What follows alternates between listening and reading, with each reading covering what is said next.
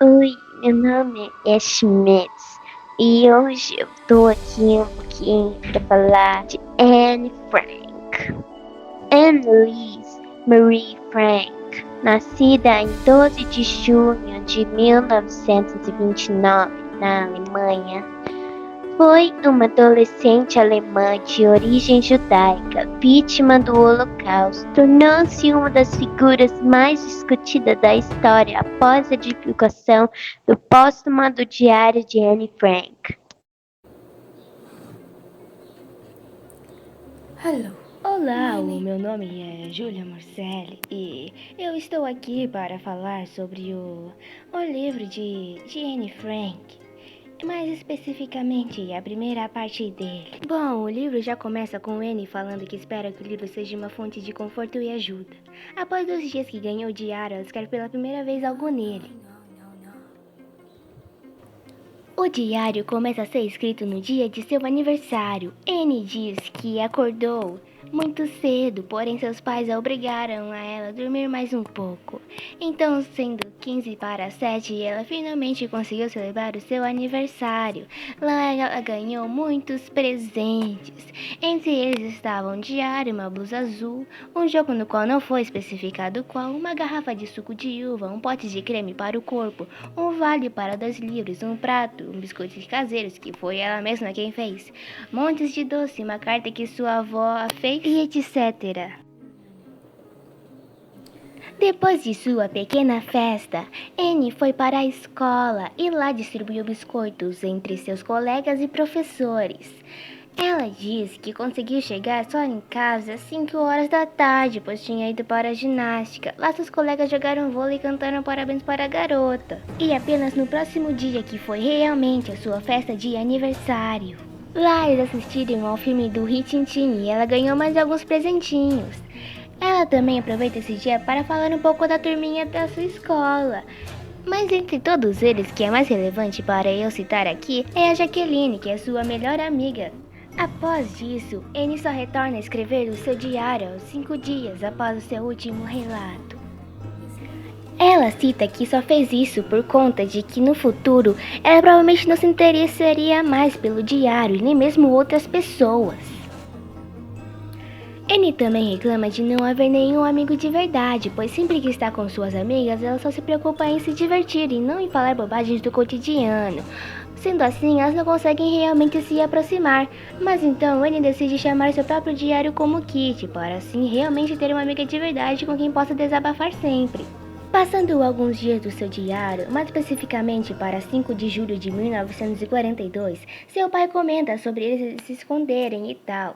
Anne pergunta o porquê disso e seu pai comenta sobre o abrigo pela primeira vez.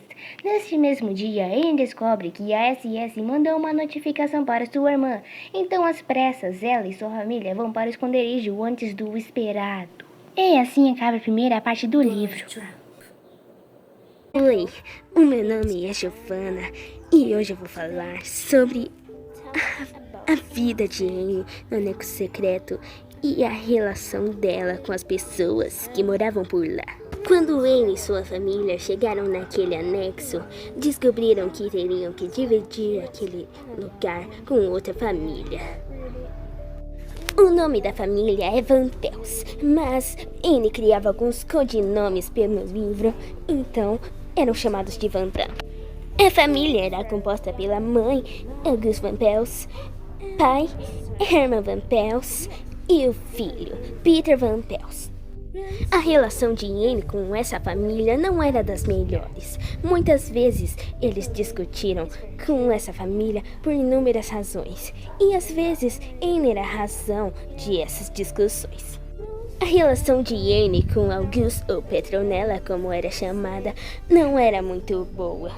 Ela era descrita como uma mulher egoísta, chata e faladeira. É isso aí. Herman, ou Hans Van Damme, seu codinome, era descrito como uma pessoa mal-humorada e discutiu muitas vezes com Anne. Agora, Peter Van Damme era visto com indiferença por ela. Muitas vezes ela citava sua introversão ou coisas assim.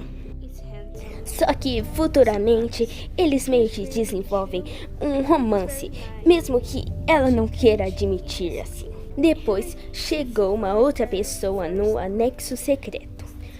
O nome dele era Fritz Pfeffer, ou Dúcio, chamado por ela.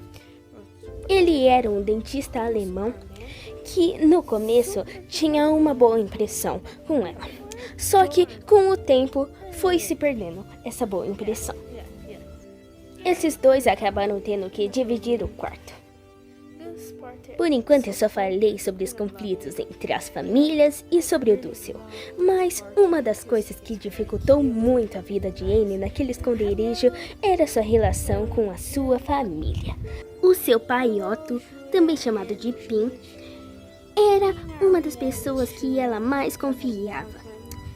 Ele era como se fosse o seu porto seguro. Só que com o tempo em que eles ficaram naquele esconderijo, eles acabaram se distanciando. Ela ficou muito sozinha. A sua mãe, Edith, a tratava com indiferença pelo que ela contava. Elas não tinham uma relação muito boa e acabou que sua mãe não entendia as particularidades de sua própria filha. Por fim, nós temos a Margot. Ela sempre era descrita como uma menina inteligente e bonita. Uma garota perfeita, por assim dizer. E a relação dela com sua mãe era muito melhor, o que causava uma certa inveja em Anne. O tempo que Anne ficou no esconderijo fez com que ela se aproximasse e distanciasse de várias pessoas. Um período de diversas mudanças. Olá, eu sou Marielle e vim falar um pouco sobre o contexto político e os conflitos internos experienciados por Anne Frank. Anne Frank experiencia vários conflitos internos após se apaixonar por Peter, um dos seus companheiros no anexo secreto, e após compartilhar um beijo com o mesmo, esses conflitos apenas se aumentam. Ela pensa ser errado uma garota de menos de 15 anos ter um relacionamento romântico com um garoto de 17. Mesmo com esses pensamentos, ela ainda sentia vontade de vê-lo e de namorá-lo. Ela decide contar isso ao seu pai, que a princípio não demonstrou muita reação. Porém, no dia seguinte, ela decidiu conversar com Anne sobre isso e disse que a relação de Peter e Anne não deveria ser levada a um nível superior com agarros, o termo utilizado por ele. Algum tempo depois, Anne percebeu que Peter nunca seria o amigo que ela desejava, então decidiu se afastar dele. Outro conflito experienciado por Anne é a garota pensar ser extremamente independente, e ao contar isso aos pais sobre a sua independência e sobre como achava eles controladores, as reações não foram nada positivas. Seus pais se sentiram traídos e desvalorizados, dizendo que sempre fizeram de tudo para que ela tivesse uma boa vida. No dia 6 de julho de 1994, o rádio anuncia "This is the day", onde com a invasão inglesa gerou esperança para os sobreviventes do anexo secreto, pois pensaram estar próximos da libertação. Pouco depois disso, o entusiasmo do abrigo foi esfriando, mas ainda havia esperança de saírem de lá. No dia 21 de julho de 1994, Anne se sente esperançosa, pois acabara de acontecer um atentado contra a vida de Hitler. Pelo que a deixou mais contente foi por tal atentado ter sido realizado por um general alemão e não por um judeu capitalista ou algum comunista. Anne e sua família, no final de sua vida, são traídos pelos ajudantes do anexo. Quando Anne e Margot foram enviadas para Bergen-Belsen, na Alemanha, 2 meses após a morte da mãe. Ali, Anne mostrou as mesmas qualidades de coragem e paciência na adversidade que haviam caracterizado em Auschwitz. Em fevereiro de 1945, as duas irmãs contraíram tifo. Um dia, Margot, deitada numa esquerda ao lado da irmã, tentou levantar-se, mas enfraquecida caiu no chão. No seu estado de doença e fraqueza, o choque foi mortal. A morte da irmã fez com que Anne, o que nada até então conseguira fazer: quebrantar o seu espírito. Alguns dias depois, em princípio de março, Anne morreu.